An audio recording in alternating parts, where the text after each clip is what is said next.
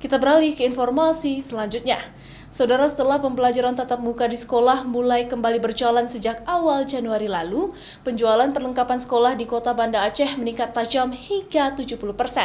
Menurut pedagang, peningkatan ini sudah dimulai ketika libur panjang lalu pada saat menjelang dimulainya pembelajaran tatap muka. Seperti yang terlihat di sejumlah pedagang perlengkapan sekolah di Pasar Aceh, para orang tua masih membeli seragam dan perlengkapan sekolah lainnya untuk keperluan sekolah putra-putri mereka. Menurut pengakuan pedagang di Pasar Aceh ini, warga banyak yang membeli seragam mulai dari seragam sekolah dasar hingga tingkat sekolah menengah atas. Rata-rata masyarakat membeli seragam baru pada saat kembali masuk sekolah di masa pandemi COVID-19 ini karena sudah tidak muat lagi untuk digunakan.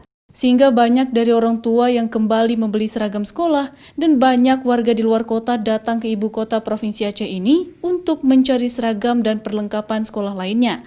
Rata-rata angka penjualan perlengkapan sekolah di Pasar Aceh pun meningkat tajam hingga 70%. Pembelian udah ada daripada kemarin, ini udah lumayan. Dan 65% lah, 70% peningkatan di penjualan. Dan ini pembelinya dari mana aja biasanya? Dari luar kota? Atau? Dari luar kota kayak Tekengon, Duk Semoy, Sigli. Sementara itu, pengakuan dari orang tua murid yang mencari seragam baru untuk putra-putrinya karena masa pandemi dari Maret hingga akhir Desember lalu, putrinya tidak bersekolah tatap muka lagi sehingga seragam sekolah yang ada tidak bisa digunakan lagi sehingga harus membeli seragam lain. Baju yang lama udah bisa pakai lagi, udah kecil, karena sekolahnya kemarin banyak libur. Jadi ini belanja baru karena sudah mulai aktif belajar kembali ya Pak ya? Ya.